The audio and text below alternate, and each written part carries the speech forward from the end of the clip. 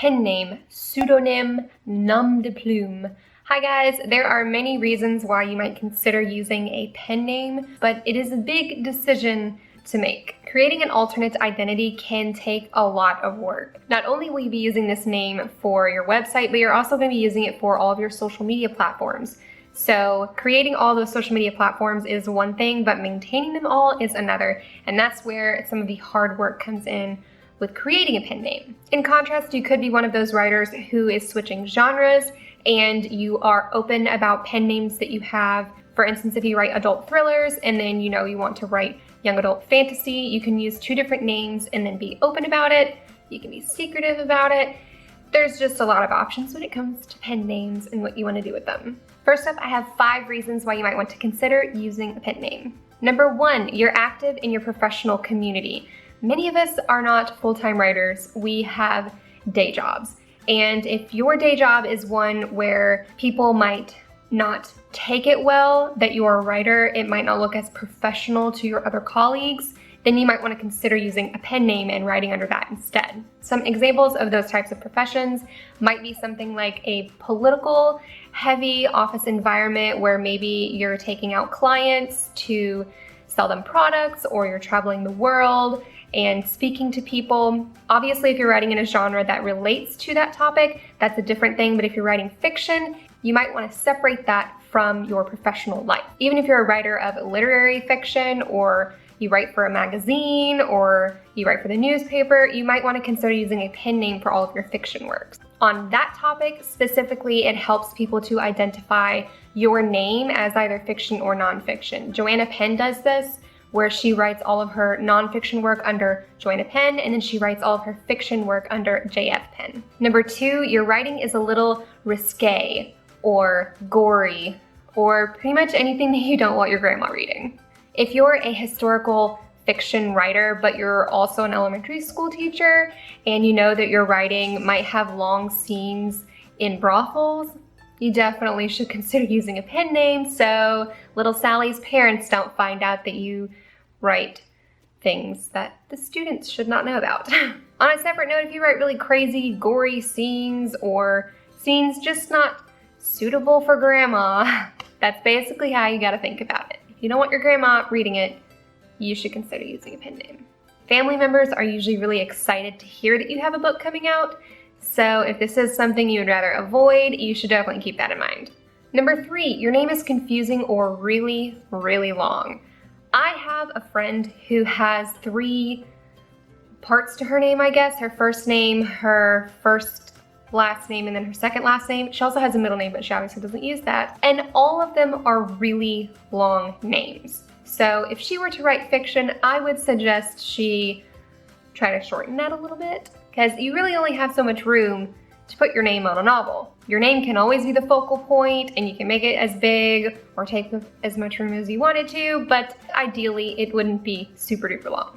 If you have a foreign name and you're afraid to use it, in most cases you can feel free to rock it. And if you have a name that's difficult to pronounce, nowadays people find out quickly how to pronounce something because they can look it up, or if they're looking at BookTube. So I wouldn't necessarily limit yourself on those notes, but if you know it's something you would rather avoid, then definitely consider writing under a pen name. Number 4, you have the same name as another author or a really well-known famous person. If your name is James Patterson, I think legally you can use your name because it is your name, but you might run into some issues with people expecting the real James Patterson's work, not the real James Patterson, but the famous James Patterson's work, and then they read yours and they might find that it's different, or their expectations just might be different. And that's not going to be good when it comes to review time, when they find out later this isn't the James Patterson that I thought it was. It's better to not have to worry about any of this and start with a blank slate so that your audience does not expect anything other than what you're telling them to expect. Number 5, you value your privacy. This can be a big deal for some people. If you don't want some crazy kooky person looking up your name and finding out where you live and coming and stalking your house, then you might want to consider using a pen name. Or if you're a person who does see good things in other people, but you just value your family's privacy and having your own private life separate from that, then use a pen name. I lost my voice for a second. All right, so next I have 5 more tips for choosing your pen name. Number 1, make it personal. This is obviously not required, but it's fun. If you are half Portuguese, maybe use a Portuguese last name. If you looked up your family tree and you really, really like your great-grandmother's last name or her first name, then use that. If you're one of those little kids who hated their last name or their first name, now is your time to reinvent it. I feel like a lot of us went through that phase where we tried to pick out a cool nickname, at least in the 90s. I think that was a very 90s, early 2000s thing to do. So you might be able to tweak your existing name, keeping your first name or keeping your last name, and then finding inspiration from something that's personal to you. Number 2, your domain name. Keep in mind when you're choosing a pen name, you have the opportunity right now to create a name that you can use as your specific domain name. Basically, VivienReis.com as opposed to VivienReisBooks.com or AuthorVivienReis.com. There's obviously not anything wrong with using author or books in your domain name, but it's always easier to give the readers just your first and last name.com to remember. Now that we have Google so readily available, people can easily just look your name up and find your website, but for author branding and marketing purposes, it's easy to have all of your social media and your website under just your name. So all of my stuff is VivienReis.com, or my handle or URL extension is Vivien Reis, except for Instagram, because there's somebody who stole that name and they're not even using it. They're not even active on Instagram. What the heck? Even if you don't care about using author or books in your domain name, it's just something to consider now that you are choosing a brand new pen name. So come up with some ideas for names and then see if that domain exists. This works particularly well for people who have popular names like John Smith. That one's, you're not gonna find the domain for that one at all. And you're probably not even gonna find John Smith books for author John Smith. I haven't looked it up, but that's just an example. Number 3, have fun. There's not usually a deadline associated with choosing your pen name, so just take a week and mull over some names that you like. It's easy to find inspiration for names. If you're watching a movie, there might be a character name that you really like, or if you wait to the end of the movie and you just let the credits scroll through, look for names that you might find interesting. Listen to, when you're out in public, be creepy and eavesdrop on people, and listen to what names they call each other, or you can make an anagram of your name. That would be awesome. You can use the last name of the creator of your favorite video game growing up. Just don't stress out about choosing a name for yourself, because you're recreating your identity right now as a writer. And you don't want that identity to be a crazy stressed out person, do you?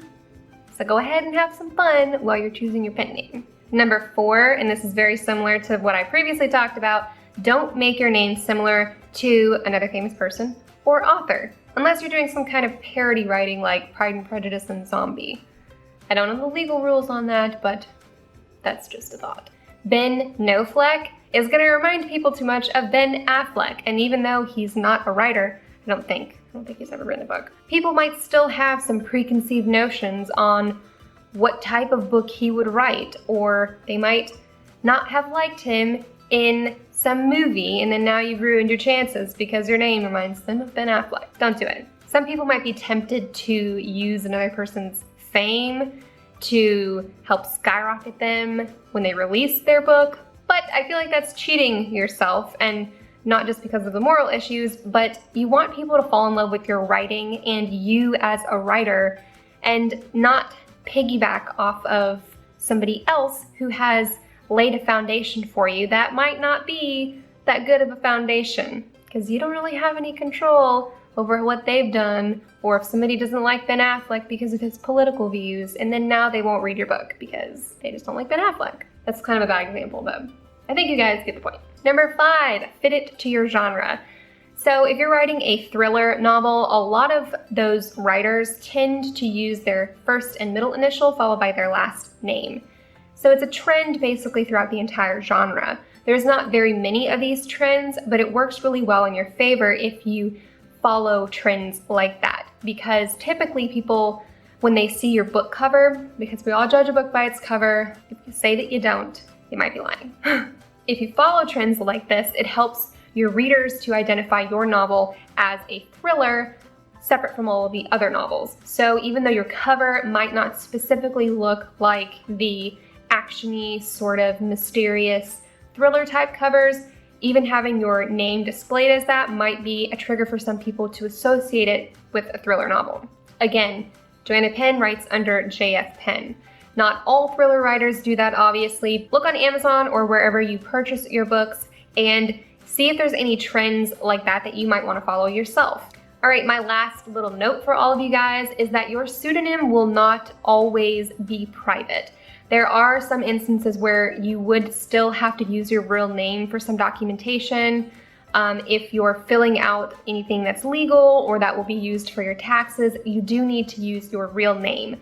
Most times when that is the case, places will specify if they want you to use any aliases or not, or if you want to list an alias separately from using your real name. Don't use your pen name for this. Follow the law. If it says put your real name, put your real name. So, you know, just follow the law. That's just a good little tip for you guys. All right, I hope today's video was helpful for you guys. Be sure to subscribe to my channel because I post new videos every week. I'm not gonna say every Wednesday anymore, damn it. And if you ever have a question for me or a topic that you would like for me to cover that I haven't already, then just go ahead and drop a line down below or tweet me at Vivien Reis. Bye guys.